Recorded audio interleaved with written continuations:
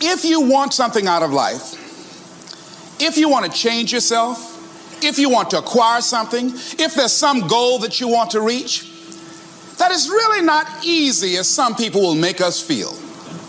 That living your dream, changing your behaviors, overcoming negative habits, it's challenging. It's hard. Most people go through life never discovering what their talents are. Most people never develop their talents. They have skills and abilities, but if you don't nurture them, if you don't develop them, they will never serve you. Your gifts can take you many places if you develop your gifts. Most of us don't like to do those things that come easy to us. I've always loved to talk to people. I decided, taking this advice, to develop my skills as a speaker. And my gift has developed and it's taken me many places. You have something that you brought to the universe, and that if you decide that my life deserves my developing this, what I do well, and becoming the best at it, and mastering myself, and seeing what I have within me, if you decide to drop your buckets where you are and develop your gifts, I grant you, you'll never ever be without. I grant you that your gifts will take you places that will literally amaze you. I grant you that if you begin to work to develop your gifts, you'll develop a strong sense of happiness. You'll get a larger vision of yourself, because part of beginning to get a larger vision of yourself, all of us need some area of our lives where we can have a feeling of competence. That people know when they think about this area, that's something you do. That you eat and sleep that, and that you do that, and people know it, and you know it, and you know that you know this. If you don't know anything else, you know this. Can you tell I know what I'm doing? Oh, hello. You know this. So you've got to work on it.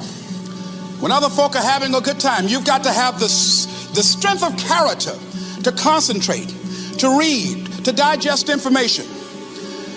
If you decide in any particular area that you're concerned about, to make a conscious, deliberate, determined effort to read one book a month in that area, in 5 years, you'll be among the top 5% experts in the world. I read a minimum of 2 books a week. The average American reads only 1 book a year. If you decide that area that you love, that you are going to master that particular area, in this era of accelerated change, overwhelming complexity, and tremendous competition, as you begin to develop and expand your skills and your talents and your vision of yourself, you will always be in control of your destiny. The next thing is, whatever it is that you want to do, you want to do it massively.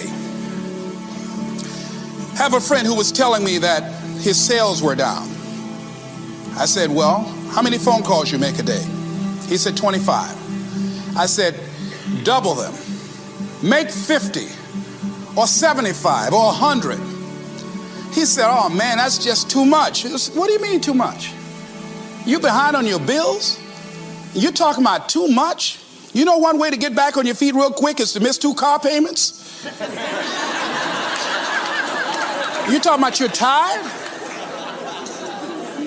There's no competition out here. Decide that you're going to push yourself. Most people won't do that. Most people give up on themselves easily. You know the human spirit is powerful. There's nothing as powerful. It's hard to kill the human spirit. They asked Benjamin Disraeli, a man who became the head of a country at a time when Jews were not allowed out after 10 o'clock. They said, how did you do it? How do you achieve it against such great odds? He said, nothing can resist the will of a people that will stake even their existence on the extent of their purpose for good. That when you have a made-up mind, when you decide that you want to do something, I was reading something the other day, he said, the power to hold on in spite of everything, the power to endure, this is the winner's quality. The hunger, the ability to face defeat again and again without giving up. This is a winner's quality. You have that quality within you. When you're hungry, you don't care about the facts. You don't care about the odds. Doug Williams played for the Washington Redskins, quarterback. John Elway of the Denver Broncos in the Super Bowl. Everybody was talking about Elway. After the Super Bowl, when Doug Williams made a historic passing game, they asked him, said, how were you able, in spite of all of the negative publicity saying that you couldn't win, how did you do it? He said, I ignored my critics. I just didn't pay any attention to them. I ignored myself because they kept on saying it so much. There were times I doubted whether or not I can do what I needed to do. There's a Doug Williams in everybody here. There's greatness in you. And you've got to learn how to tune out the critics outside and the critic inside. And says, I'm going to do this. I'm going to harness my will. And I'm not going to let anything stop me. I deserve this. I'm going to do it until. And this friend, I told him, said, start increasing your calls.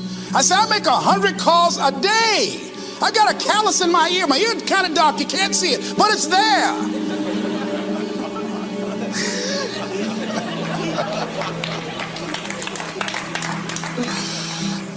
His sales have increased. He's working harder now. The other thing is that if you want something, you have got to be relentless.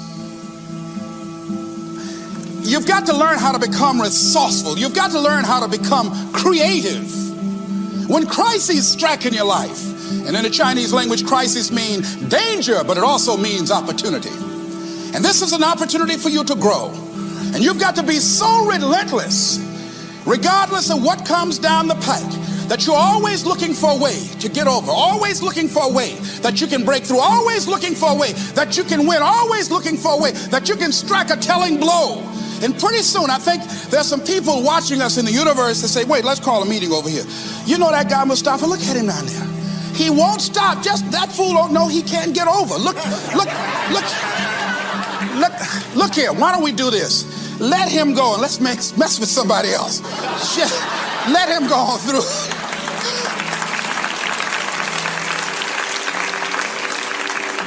Life will just get tired of whipping you sometimes.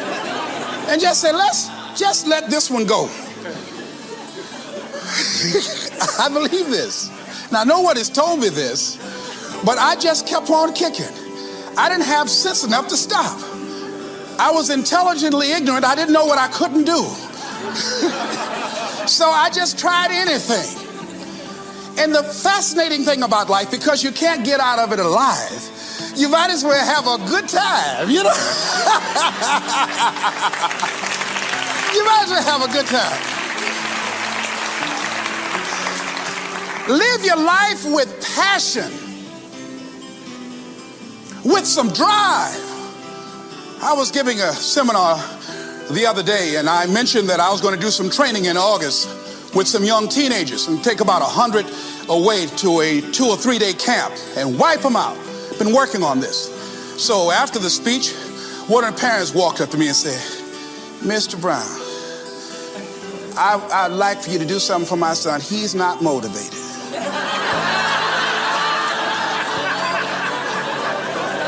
I said, I wonder why.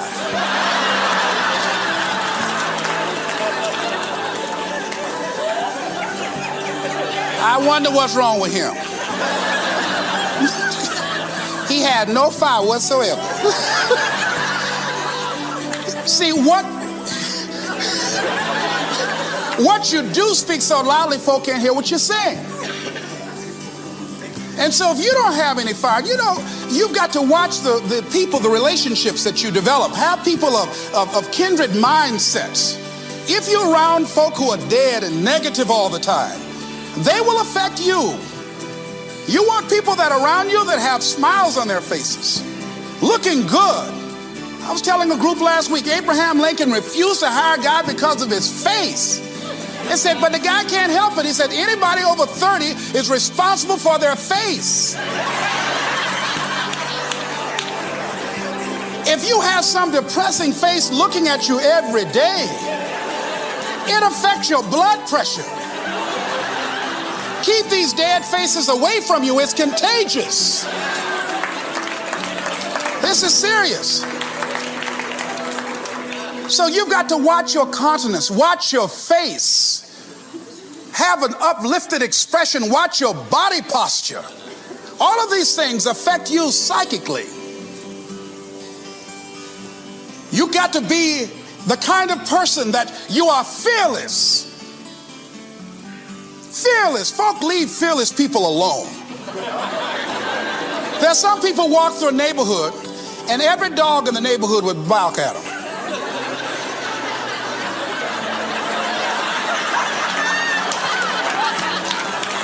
But there's some people come through and ain't nobody gonna mess with this.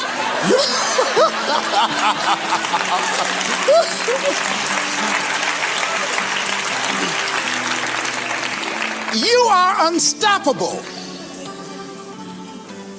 And because you are unstoppable, because you've got power that you haven't even begun to use yet, you owe it to yourself to release your brakes. How many of you had the experience of pulling out of your driveway and you mashed on the accelerator and the car was just going, and couldn't move, and you mashed harder and it couldn't move, and then you discovered you had your emergency brakes on, and then you release those emergency brakes and it goes, choo! Have you ever had that experience before? Most of us go through life with our brakes on, holding back, not giving all that we have, not sharing all of ourselves. Most of us go to our graves still holding on rather than releasing it. What are some of those things that keep us from releasing it? Because of past experiences, past defeats, past pain. We look back, well, it didn't work out then. It probably won't work out now. Many people get confused their performances with who they are. I was reading Pat Riley, the coach of the Los Angeles Lakers.